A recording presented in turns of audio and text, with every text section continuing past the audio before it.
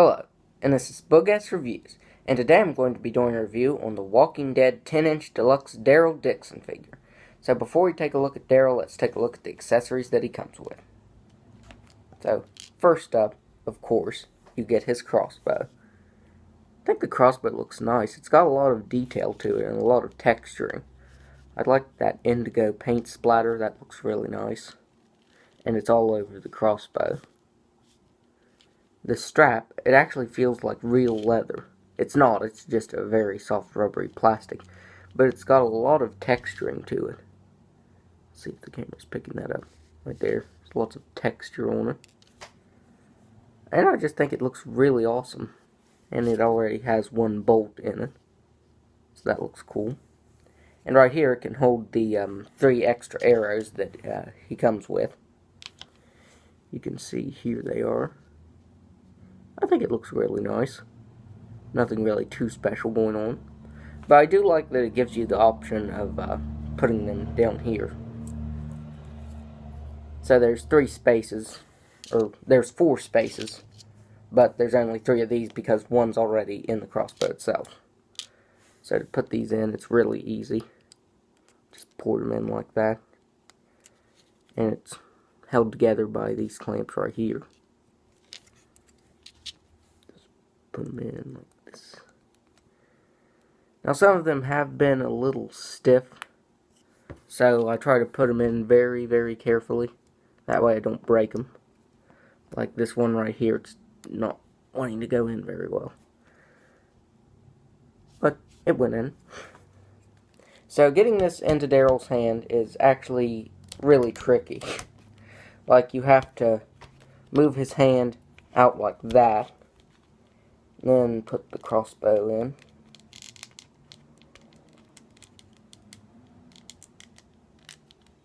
There. And then turn it back around. Which it is a process, but still.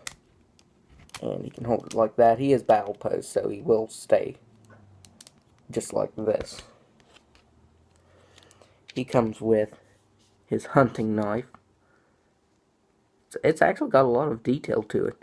The blade itself actually has a texturing to it, and a dry brushing of black over the silver, and a dry brushing of black over the dark brown on the handle too. So I really like that. And you can put it in his sheath just like that, but if you want to get it under his shirt like it normally is, you have to rotate his waist just a little bit, like that. Now it was a little tough getting this maneuvered the way it should be. I forget how exactly I did this before the review. Just a little more. I can't remember how I did it now. Because you can see there's that gap right there that it's supposed to go under. Like that. But now the figure's not wanting to cooperate, so...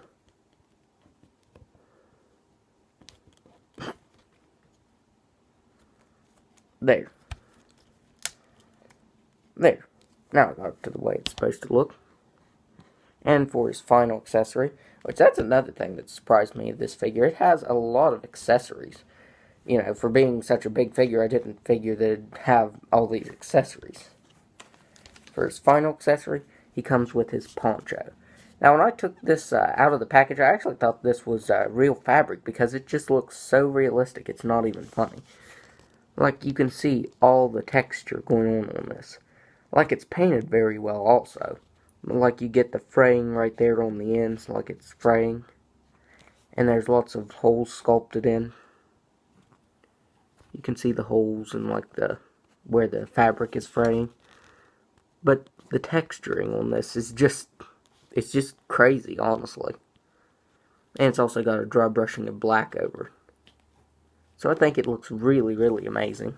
Like even on the inside, it has all that sculpted texture and paint on it. Now to get this off, or get this on him, it's really, really tough. Like you have to take his head off, which it does say on the package to do. I didn't know how to get it on at first because I didn't want to pop his head off. And you just...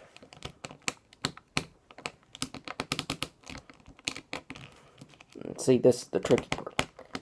There. Getting his head back on. No, it's still not back on. There. So you can see that he looks really awesome with that. But I do prefer just to leave it off because of all the trouble of, taking the head off and one trying to get the poncho on and off. So I do prefer just to leave his poncho off. Because I think he only wore it a few times during the third and fourth season, I think. I don't really think that he wore it too many times. So now we can look at the figure. So for the head sculpt, let's just do this. That way, since he is battle posing, hard to get. Do that. So for the head sculpt on this figure, I think McFarlane Toys nailed the likeness of Norman Reedus. I think it looks really good. And I actually think this figure looks better than the 5-inch versions, because sometimes his likeness can be a little tricky to capture with toys. But I think this 10-inch version really nailed it. You can see that his eyes are looking off to the left, like that. Even his mustache and goatee are sculpted in and painted on, not just painted on. You can see it's sculpted all the way up through here. His hair looks nice. It's got a dry brushing of black over the brown. I just really think this is a great likeness, like the best likeness of Norman Reedus from The Walking Dead. I think this is probably the best Daryl figure that I have. And I did forget to mention that I got this in a trade from Anita Gamble, and I want to give her a huge thanks for this, because I've been looking for this for quite a while, and it definitely, it was better than I thought it would be. So, for his shirt, or his shirts, since he has 2 shirts and his jacket on, they look really nice. They've got a lot of detail on them. They got the dry brushing of black, and all the wrinkles sculpted in, and even texturing. Like, both of his shirts are very textured. I don't know if the camera will pick that up. Like, you can see there's a lot of paint shading going on, and, like, texture to it. Like, it feels like real fabric, which is really awesome. That's above and beyond with the detail. And on the back, there's the wings on his jacket, which looks really nice. And this feels like real leather. I couldn't believe that it feels so much like real fabric. Like all of this figure, all of the clothes on the figure, it feels like real fabric instead of just plastic, which is really awesome. You can see even the ties right here are sculpted in really nicely. And here's his rag that he always uses in his back pocket.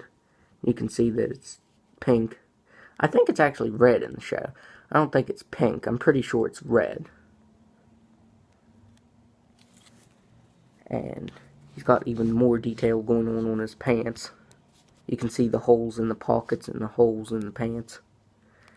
And his pants do look very worn, how it has that dry brushing of light brown over the dark brown. It really looks like the fabric is worn, like it's been worn a lot, because you can see the hole in the one knee on his right knee. There's actually a hole on the left knee. I do like how the figure on almost all of the skin has a dry brushing of dark brown to make it look dirty. But the one thing that I don't like about it is, like, if you look at his hands, you can see how dirty they are. Like, they have dirt caked under the nails and, like, dirt all over his hands. But then you look at his face, and he doesn't have any dirt on his face at all. Just his hands and his knee are covered in dirt, or the dry brushing that looks like dirt. But his face is perfectly clean. So I'm not sure why that is. Just because it looks funny, everything else being dirty on him and his face being perfectly clean. You can see down here, this is another thing that I really like. How his pants are kind of long, and back here, at where he steps on them, it looks like it's starting to fray right there, which looks really good. And even his shoes look really nice. You can see they've got a dry brushing of dark brown over the light brown that really makes it look realistic. And one thing that really shocked me is that the bottoms of both of his feet have the soles in his shoes sculpted in. So that that goes above and beyond with the detail. Because normally, like, I have the 10-inch Glen here to do a comparison to. Like, the bottoms of his feet have nothing on them. And this one has a hole in it so that you can put the stand, attach the stand to his foot.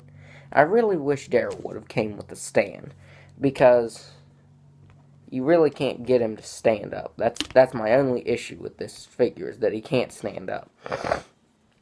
He should have had a hole right here in his right foot that had a base that would peg into his foot. That would have been... That's my only complaint with this figure, is that it didn't come with a base to allow him to stand up better, because he does tend to fall over quite a lot. And you really can't stand him up. You know, I was going to put him on one of my shelves with Glenn, but I don't want to, because I'm afraid he will just fall over. And that would probably break this figure, because the crossbow, it is done very well, but if it would fall from like a great height like that, it'd probably just break. So that is my only real complaint with this figure, is that he really can't stand at all. As you can see, without me holding my hand on the foot, he can't stand up by himself. So now I'm going to go over his articulation. He's got a swivel at the head that can just move side to side. Can't move all the way either. It can, because he is kind of battle posed. So you can see he just does that. He's got a swivel at the arm. Both arms are just swivel. Let me get this around here. You can see this just swivels up and down. So does his left arm. And he's got ball jointed hands that really just move side to side. They really don't move up and down.